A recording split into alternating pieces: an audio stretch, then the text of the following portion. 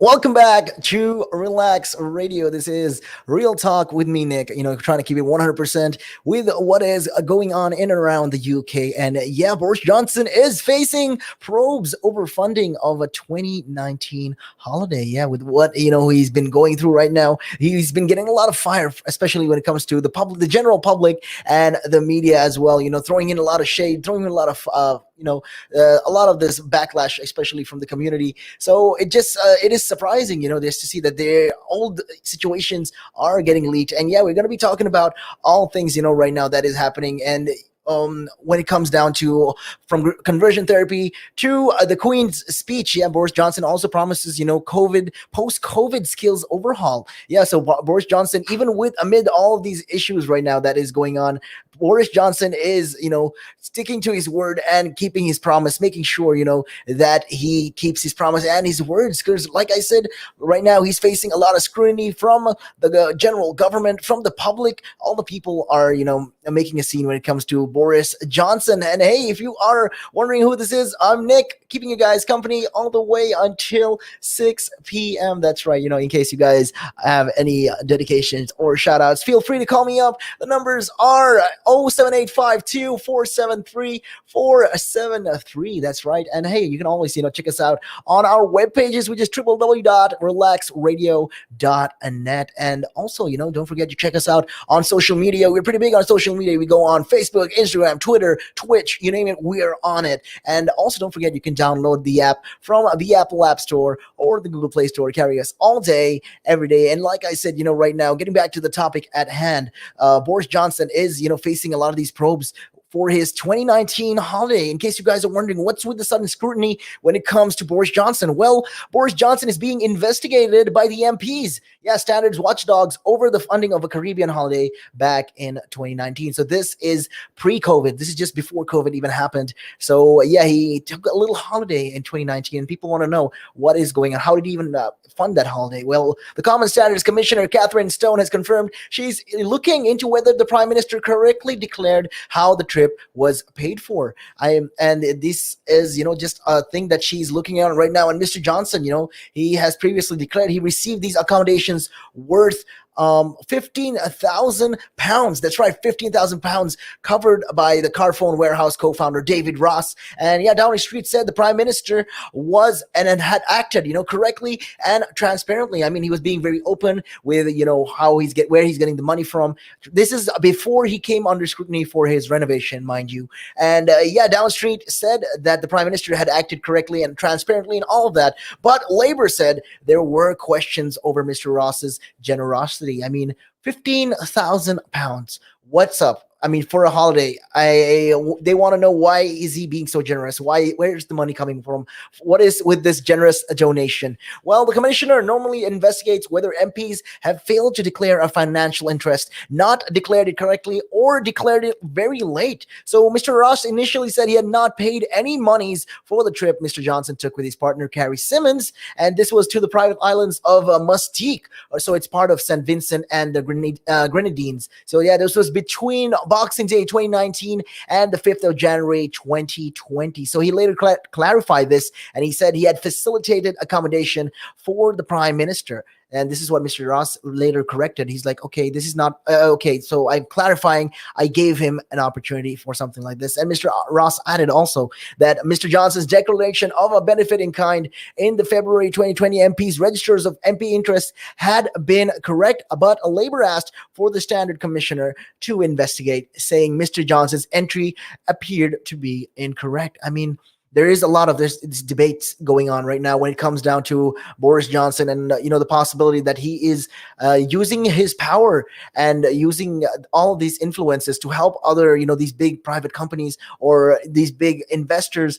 And yeah, he's getting a lot of money from this, and the government is worried. The public is generally worried about this. So there's been possible sanctions. There's been talk of possible sanctions. So on Monday, Miss Stone rather, confirmed that the Prime Minister was among 9 MPs currently being investigated for, the potential breaches of the MPs' codes of conduct. Yeah, so Boris Johnson is just some of the MPs that is being under scrutiny right now. He's being under a magnifying glass, I'd like to say. And yeah, people are investigating into all this and where his money is coming from. So yeah, Miss Stone is examining whether Mr. Johnson followed the Commons rules on declaring all of this financial interests relating to trips outside the UK. That's right. And yeah, she said, Ms. Stone said also that these states, that MPs have to register visits costing more than £300. So if you are, if you're wondering what the MPs have to do to declare their travels, well, if it's more than £300, well, you get the right to know why. You get the right to know that it is more than that, and where they have not been wholly covered by MP themselves or the taxpayers. So yeah, Ms. Stone said she will report her findings to the Common Standard Committee, which can order MPs to apologize or pay back money if they're found in the breach of the code. Well, and in extreme cases, when you look at it from these point of views, in extreme cases, it can recommend MPs that are suspended, although this requires approval from the whole Commons and had only happened a couple of times, a handful of times this has happened. And yeah, so the Labour Deputy Leader, Angela Rayner, said the public had a right to know who paid for Boris Johnson's luxury Caribbean hotel. And yeah, the holiday and the renovation of his flat. I mean, when you come back down to it, the main point is his flat. Like I said, £250,000. I'm telling you, that's an exorbitant amount of money. So people want to know, people have the right to know where that money is coming from, who is donating this money, and why are you donating it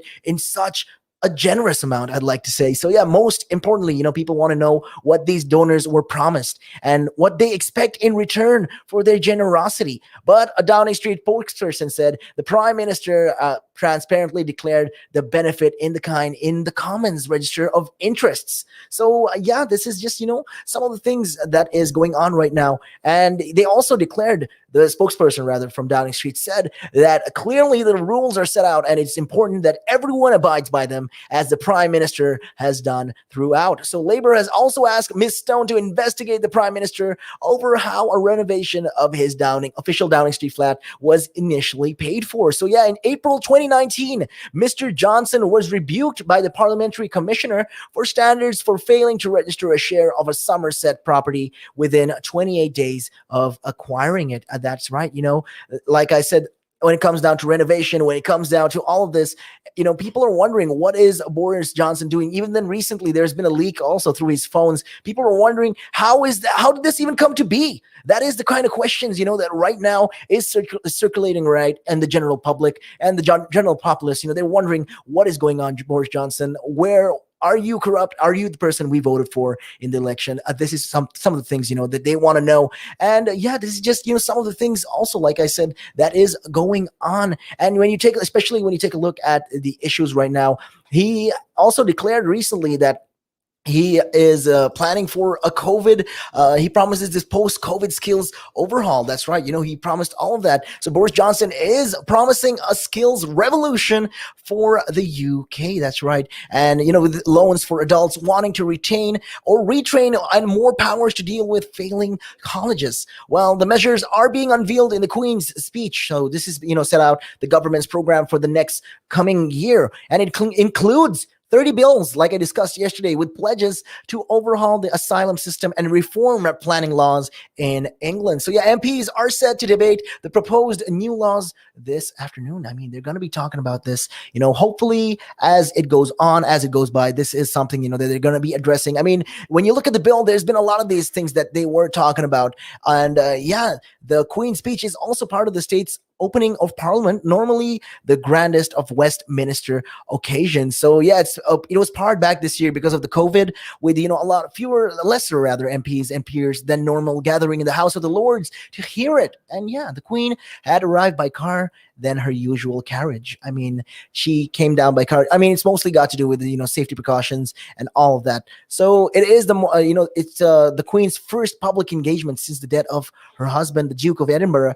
And yeah, Labour has called for the detailed plans to fix the broken social care system. So yeah, Health Secretary Matt Hancock said the government would bring forward a long-term plan to strengthen and reform social care. So yeah, the government says its main focus is on helping the country recover from that pandemic. I mean, that's what they want to do right now. They want to recover from the pandemic because when you think about it, they've done a lot of these things, from cutting down AIDS, like AIDS and all of that from other countries, like when it comes to women's AIDS and all of that. This is just, some of the reasons they want to focus on the healthcare system right now because, like I said, in the very initial stages, when you look at it, especially the NHS was almost overwhelmed with a lot of these cases and a lot of these coronavirus cases every single day. So yeah, this is just, one of the things that they want to strengthen, especially when it comes to social care as well. So the government says its main focus is the recovery from this pandemic. And, the economy shrank by 9.9% last year and is spreading opportunity more evenly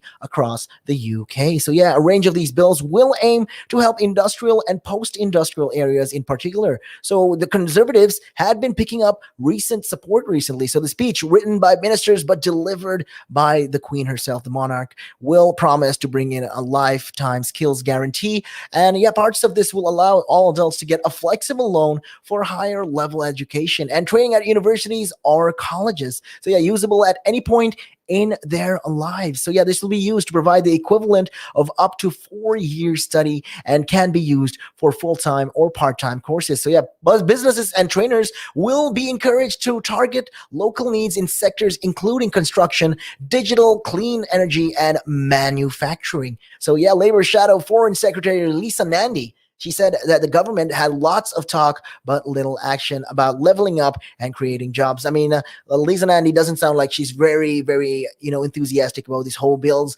and all of that. I mean, it just shows, why she is throwing a little bit of a little nasty remark right there. And she says, it's great to hear that they want to be able to help to retrain, but where are the jobs that people need? I mean, she's taking, I mean, when you really look at it, yeah, where are the jobs that the people need, the good quality job that allow people, to earn this decent amount of money and, and to look after their families and to be able to spend in their local communities and on their high streets. I mean, this is the ever growing question, when is it ever enough? When are we ever going to get jobs that will pay you enough for your lifestyle?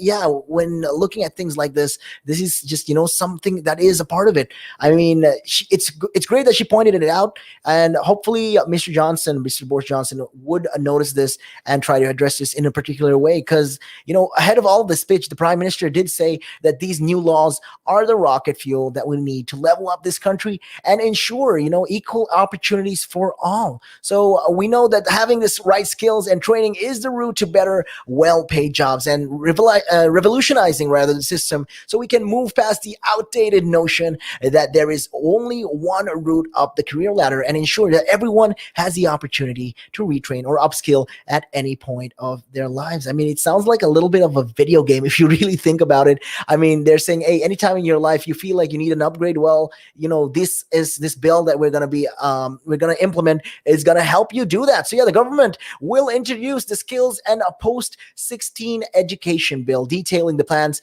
over the coming week. And yeah, the Queen's speech included also 3 pieces of legislation, although several of them were carried out from the previous session as well. So Labour and local government leaders have demanded detailed plans for the reform of social care. So yeah, former Health Secretary Jeremy Hunt said there was a live debate going on inside Number 10 and the Treasury and tensions over the costs of changing the system, including introducing a cap on people's care costs. But the Conservative chair of the Commons Health and Social Care Committee added that this is not about the immediate problem in public finances caused by pandemics because, the cost will build up later, and said the government needed to come up with a comprehensive solution. So yeah, Mr. Hancock said strengthening the social care system was close to the Prime Minister's heart.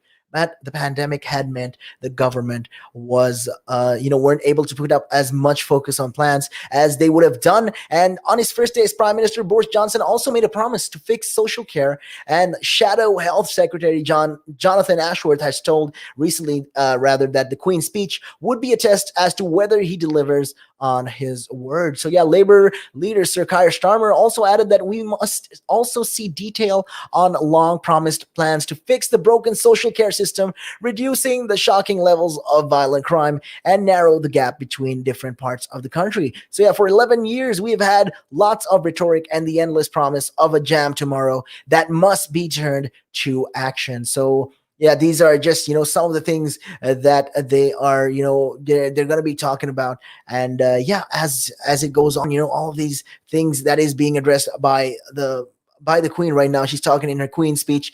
This is just some of the topics that they are they're talking about. And yeah, it's mostly got to do with social reform and the reform of the structure, and when it comes down to the health as well as the healthcare units. So all of this is just part of it. And yeah, there's also the this year's speech also includes changes to the policing of protests, including setting time and noise limits. And a previous discussion of this by MPs earlier this year rather, they led to a lot of these angry demonstrations. So critics say that the measures impose disproportionate controls on free expression and the rights to protest. But ministers say the proposals will respect human rights and will only affect very disruptive gatherings. So yeah, the speech is expected to include a bill restricting future prosecution of British soldiers who served in Northern Ireland during the Troubles. So, yeah, the speech is expected to include a bill as well, like I said, for all this. And there's also likely to be a sovereign borders bill aimed at dissuading asylum seekers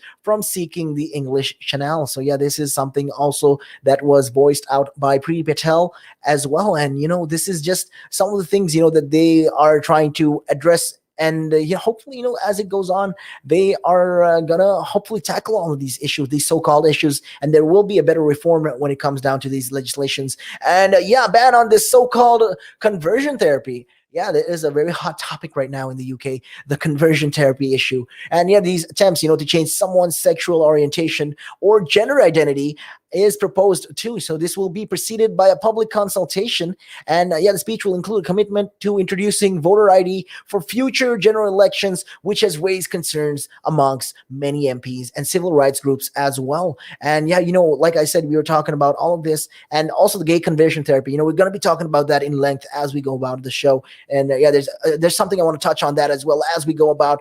But yeah, they've discussed all these bills, that they proposed right now in the Queen's speech. And legally binding environmental targets are also expected to feature, as is the planning bill to ease controls in England and increase house buildings. So yeah, many conservative MPs are concerned this legislation will leave people in some areas with less say over new developments. So the National Trust Director, General Hilary McGrady, had warned the Prime Minister over plans to drive development of homes, saying that the stakes are high and reforms need to be carefully considered. And yeah, this is something that they are addressing as well. And they have their fears, and they have their they have their concerns about these kind of issues. Like, let's see how it goes, as it goes along. Hopefully these are things, that they can address, as hopefully with time going by, the new parliament will be able to address all of this, especially. So let's see how it goes. Let's see what is happening. But with that, we are going to be taking a real quick break, and we'll be right back after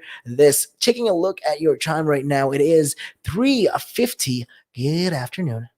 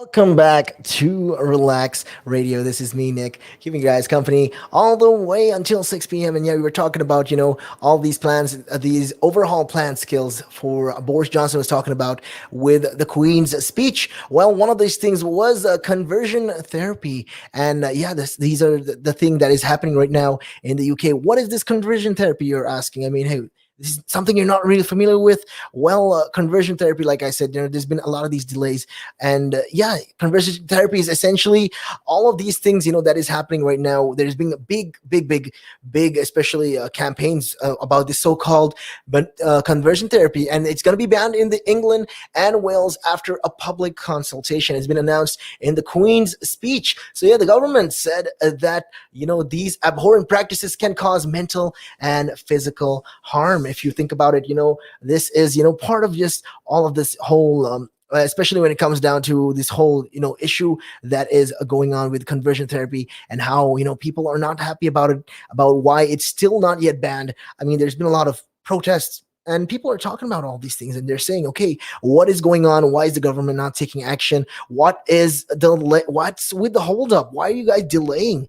I mean, what's the whole point of even delaying all these issues right now? Is we know what they are trying to say. And yeah, these campaigners have called out on the government to stop delaying the ban of the so-called conversion therapy. So yeah, the ban for England and Wales was announced in the Queen's speech, but it will be preceded by a consultation. So yeah, it'll consider religious freedoms and how to protect accredited professionals in a move welcomed by some groups. So yeah, a document signed by a number of health groups defined conversion therapy as the attempt to change someone's sexual orientation or a gender identity. Yeah, this is what that they were talking about. This is essentially what conversion therapy does. It changes someone's sexual orientation or their gender identity. And when you really come down to it, when you come down to the root of it all, identity and all of this gender thing is not something that people can control, and you're born with this. That's what they say. And some campaigners were disappointed that the government did not announce an immediate and wide-ranging ban on these practices. So yeah, LGBT rights charity Stonewall said the practice must be banned in all forms, including religious and faith-based settings, and that any delay leaves LGBT groups at further risk of abuse. And Jane Ozane, a former government equality advisor who underwent conversion therapy, completely agrees with this. She said, that we've had 3 years of talking, and what we really need is action that will protect the young and the old LGBT people right now, not this Groundhog Day of constantly being told that we're going to consult and listen. So yeah, the Royal College of Psychiatrists said it would be taking part in the consultation to highlight why conversion therapy is both unacceptable and harmful, and to ensure clinicians will still help people fully explore their gender identity where appropriate. I mean, when you think about it, these are things that come into mind when it comes to conversion therapy. I mean, conversion therapy is not something that people should even be thought of even going through. I mean, you are undergoing a therapy to become straight. I mean, just because a set of people are not happy with your gender or whatever. I mean, come on, guys. This is just some of the things that a lot of the LGBT community also have been addressing and been very, very vocal about, and they're not quite happy with it yet. So yeah, the ban, which was first pledged in 2018, is set to include both sexuality and gender identity in its definition, and will protect people from coercive and abhorrent practices. So yeah, the government has said the short consultation will be held before the legislation is published, and asking the public and the interested parties how to best address the problem, and while still protecting the medical profession, defending freedom of speech, and upholding religious freedom. So yeah, it's also said it wants the legitimate forms of pastoral support to be allowed to continue, including prayer to help someone explore their sexual orientation or their gender identity. So yeah, these are things that they're trying to address it in a very cautious manner, because when you look at it, it's linked to a lot of these things as well. It's linked to religious leaders and pastors and all of that. All of these religious affiliations. So these are it's a very sensitive line for them to cross. That's why the government is being very cautious about this whole scene. And yeah, like I said, the Evangelical Alliance, which represents 3,500 churches, said it welcomed the consultation process. And they said, that Peter Lennis, the group's UK director, said, "We want to avoid a situation where people can be accused of conversion therapy for praying with someone who freely chooses and asks for prayer." So, yeah, a number of health organizations and patient groups signed a document in 2017 warning all of conversion therapy were unethical and potentially harmful. So, yeah, the practice can take many forms, some of which, like coercive corrective rape, are already illegal. So, yeah, about 5% of the 108,000 people who responded to a 2018 LGBT government survey said they had been offered some form of conversion therapy, while 2% had undergone it. So, yeah, more than half said it conducted by a faith group, while 1 in 5 received it from healthcare professionals. I mean, it's a terrifying number right there if you think about it. This is, just a part of it, and why people are not, 100%, they are not happy with this whole situation. And that's why, a lot of these campaigners are against conversion therapy. And yeah, that's why they're so angry at the government right now for delaying something like this, something brutal and inhumane. For something like this to even be happening right now in the 21st century is what these campaigners are, against and are talking about. So as well, as the ban in England and Wales, a support fund for victims of the practice will be made available. So that's a positive step right there by the government. And they're trying to implement this, and they're trying to show, okay, we are a society that will have your back. We've come from different cultures. We come from different, sexual orientations.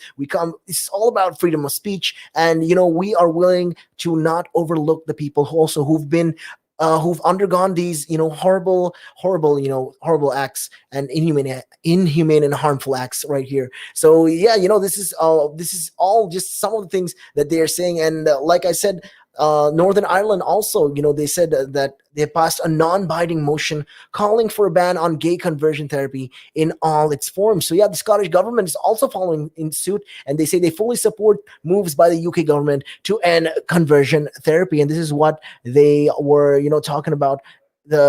Especially what they were saying, they were discussing on this issue. So yeah, in case you guys are wondering, what is this whole conversion therapy situation, and what is this whole got to do with me? Well, according to NHS England, conversion therapy, sometimes called reparative therapy or gay cure therapy, tries to change someone's sexual orientation or gender identity. So yeah, it and other professional bodies have warned all forms of conversion therapy are unethical and potentially very harmful. So in practice, it means trying to stop or suppress someone from being gay or living in a community or a different gender to their sex recorded at birth. Well, this can be very, very harmful, and it can include talking therapies and prayers, says Jane Ozane, a former government equality advisor. And subjected to the practice, more extreme forms can include exorcisms, physical violence, and food deprivation, she says. Yeah, and it's very extreme, when you think about it, when you come back to the topic at hand, exorcisms and physical violence, like I said, food deprivations, these are all acts against humankind. This is all acts against humanity, if you think about it. So some forms, such as corrective rape, are already illegal. I mean, think about it. You are getting raped to become a specific gender again. I mean, that's horrible even to think about, forcing someone to convert their whole gender. I mean, that's the whole concept is absurd if you think about it. So Justin Beck, also who underwent conversion therapy as a result of his religious faith, said the experience left him emotionally traumatized. I mean, who wouldn't be traumatized, when you undergo these kind of practices? I mean, it can be from mental abuse to constant, to physically abusing you. I mean, these are things that can harm you and last for a very, very long time. The consequences of all of this is it's crazy. It's a ripple effect. It'll be with you until you pass away. These are just some of the things, why this whole conversion therapy is not good for society, especially. So what has the government said it will do? Well, in 2018, Theresa May's government promised to end conversion therapy as part of its LGBT equality plan. So last summer, Mr. Boris Johnson said plans for a ban would be brought forward. But in March, 3 advisors, including Ms. Ozane, quit the government's LGBT advisory panel amid concerns it was being too slow. So yeah, the LGBT charity Stonewall urged the government to stop dragging its feet and finally come to a conclusion, come to a solid answer. Let's come in even ground and tell us what are we going to do about this. So in Northern Ireland, politicians have passed a non-binding motion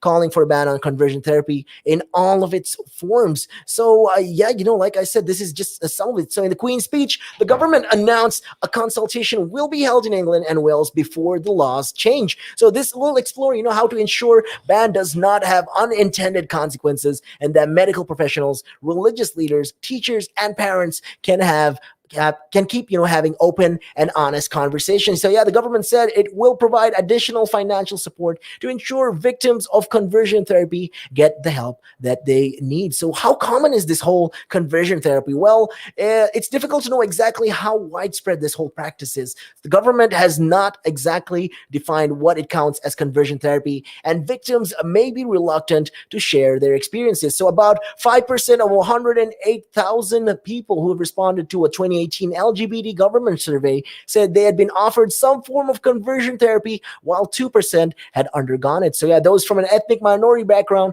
were twice as likely to be affected. So about 10% of Christians respondents and 20% of Muslims said they had undergone or had been offered conversion therapy, compared to 6% with no religion. So more than half said it was conducted by a faith group, and while 1 in 5 received it from healthcare professionals. I mean, like I said, more than half of these people who came up with these problems and they're talking about how these health groups, these faith groups rather, were the ones who brought them into it. It was conducted by them, and 1 in 5 received it from these professional healthcare professionals. So the figure is higher amongst transgender respondents as well. Almost 1 in 10 transgender men said that they've been offered conversion therapy, and 1 in 25 said they had undergone it. But the survey did not define what it meant by conversion therapy, and it did not ask when it happened or whether it was in the UK. So why are some of these groups all worried? Well, when you think about it, some of these groups say a ban could infringe on traditional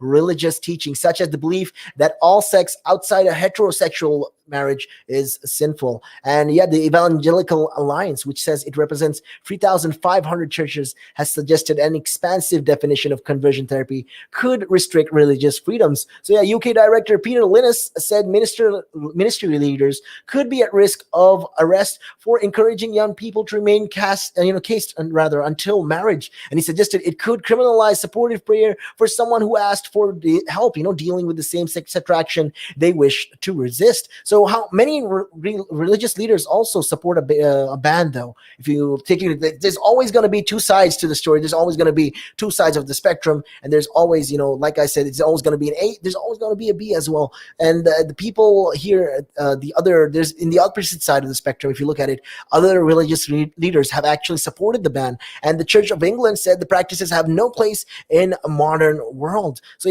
some mental health professionals actually say they fear being accused of conversion therapy if they question young people who are struggling with their gender. I mean, this is just some of the things, that it's understandable why they're concerned, and why a lot of these professionals, healthcare professionals, especially when it comes down to it, why they are very concerned about it, why they're hesitant, if you think about it. And this is another reason why they don't even want to bring it up, because of this.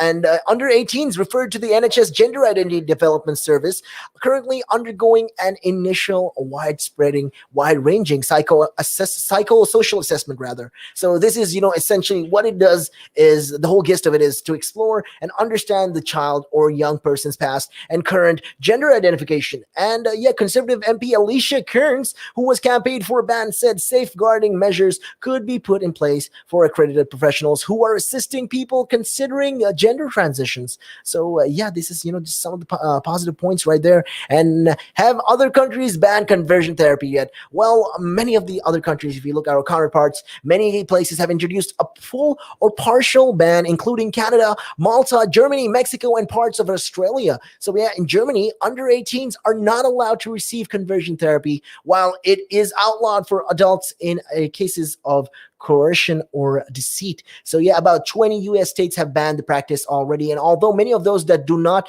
the many of these, do not include religious counselors and organizations, and all countries have introduced some form of conversion therapy ban have covered gender identity in their definition. So yeah, the UK is just one of the countries that is getting up to date, getting rather up to speed with the matter at hand. So hopefully, as it goes by, as time goes on, these are things that we can solidify, and we can move in a positive step and a positive light, and the government can address these kind of issues as well. People, because we don't want people to be living in fear of being traumatized by something like this. This is far from what people want, and this is far from the UK that the people have voted for, and they've supported for. So this is something that the government should address as they go along, especially when it comes in this year as well. So stay tuned for more updates on that as we go along in the show. We're going to be talking about a lot of these things as we go along, but with that, we're going to be taking a real quick break, taking a look at your time. It is 4:24. Good evening.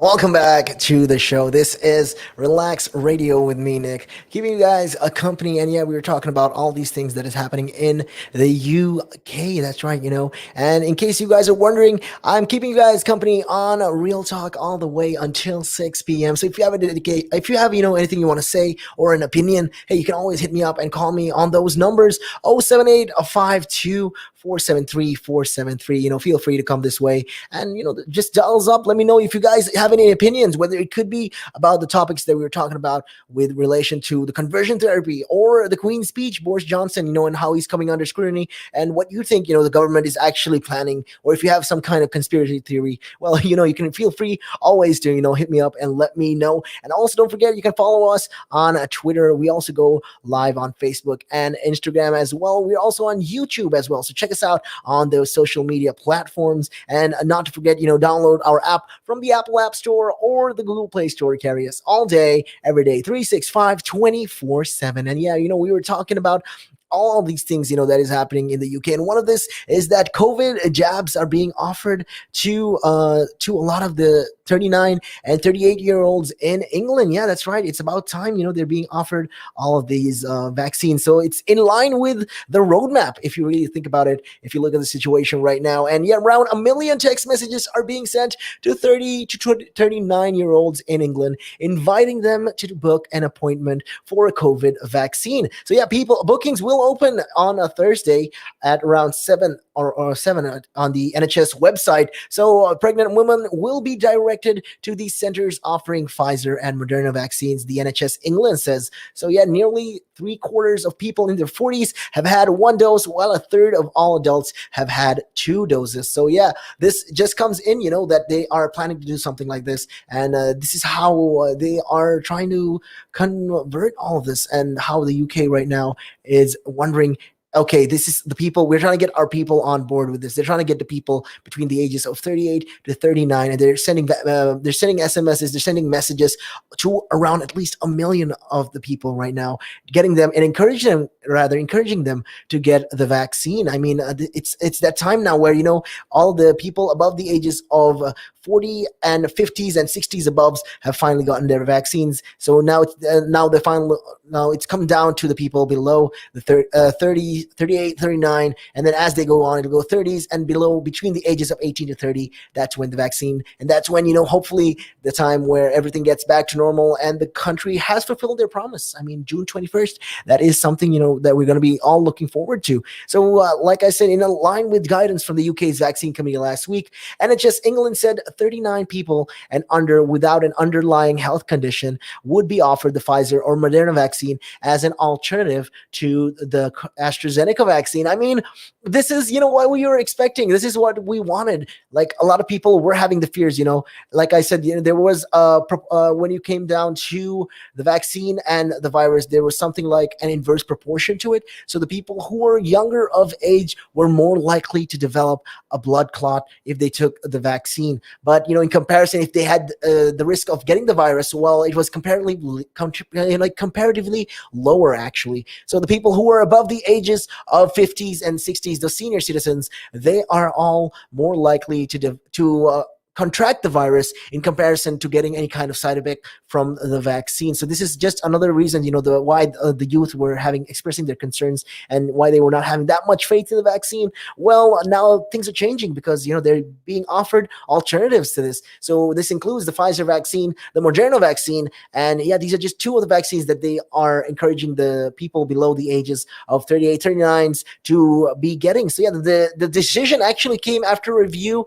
found younger people had this slightly high risk of extremely rare blood clots after receiving the first dose of the AstraZeneca vaccine. Well, the Joint Committee on Vaccinations and Immunization, the JCVI, said adults aged 18 to 39 could be offered an alternative if available and if it does not cause delays in having the vaccine. So yeah, the committee advised that pregnant women should be offered the Pfizer or Moderna vaccines where available at the same time as other people their age get one, because data on these jabs had not raised any safety concerns. So yeah, pregnant women have complained that booking an appointment to get those vaccines was a struggle. So yeah, there's currently a lack of data on the AstraZeneca vaccine in pregnancy, but this could change in the future. So yeah, Health Secretary Matt Hancock said, "I urge everyone and everybody to get the vaccine as soon as they are eligible to protect yourself and your loved ones." I mean, it's about time, the people do get their vaccines, and it's about time, that they come forward and start, taking responsibility. And people,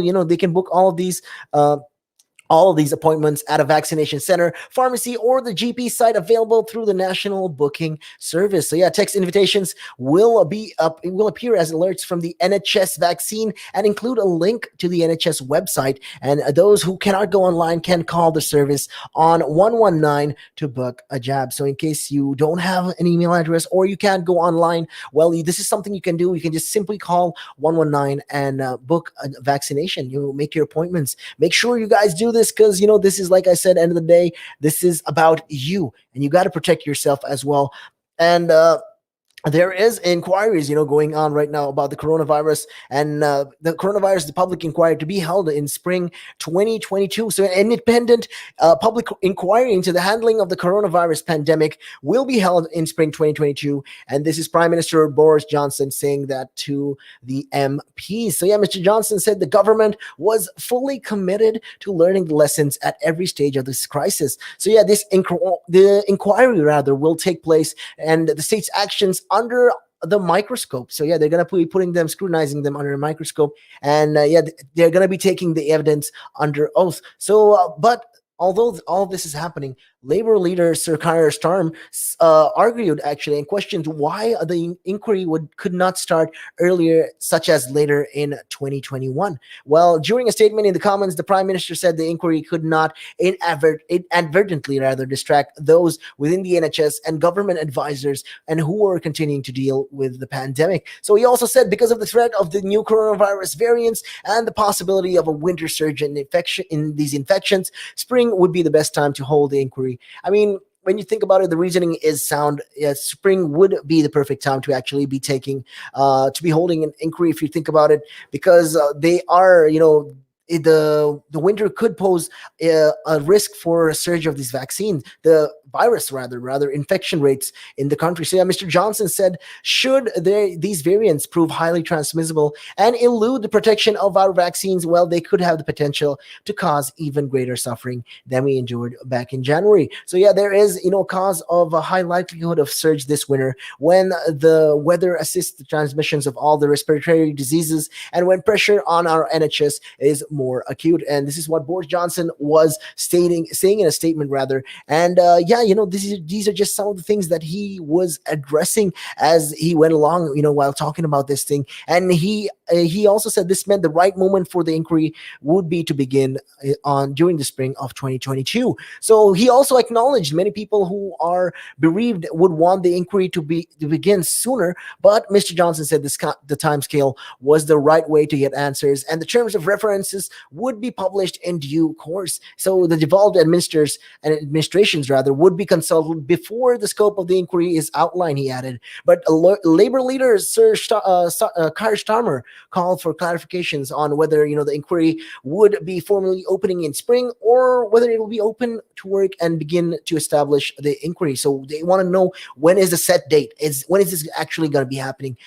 Is there already a set date on this? And whether that will we be actually beginning to establish the whole inquiry? That is the thing that Labor leader Sir Keir Starmer was asking about. And in response, Mr. Boris Johnson said the preparatory work to establish the terms of reference and the inquiry chairman will happen before the spring of next year. And he added, we'll be getting it underway and we'll be taking some key decisions. And he added also that, that he thinks that the House will agree that it would be not right to devote the time of the people who are looking after us, who are saving lives, to an inquiry before we can absolutely much more certain that we are now the pandemic is behind us. So in a statement, Joe Goodman, the co-founder of COVID-19 Bereaved Families for Justice, said it was a huge relief to hear the Prime Minister committing to the inquiry. And she said any inquiry must involve bereaved families from the start, helping to choose the chair as well as determining the terms of reference. But she also said, that 2022 was simply too late to begin.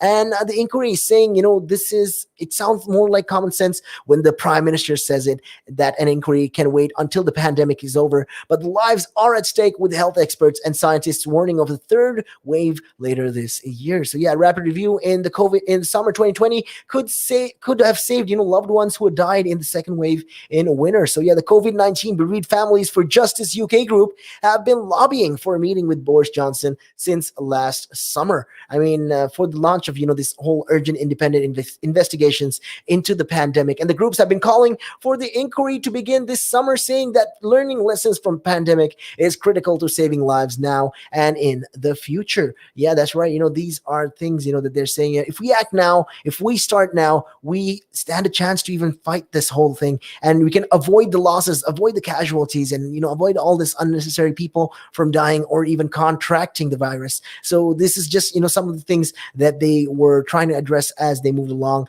And yeah, this is I can see the concern and the will behind all of this, and the people want this to happen. And they're saying 2022, spring 2022 is too late for an inquiry. I mean, yes, we get it. You want to wait until the whole virus pandemic thing is pushed away and it's done already and done and booted. But at the same time, we got to know, the people just have a right to know. And, hopefully in time they will. And with that, we are going to be taking a real quick break. And we'll be right back, after this short break, taking a look at your time right now. It is 4:50. Good evening.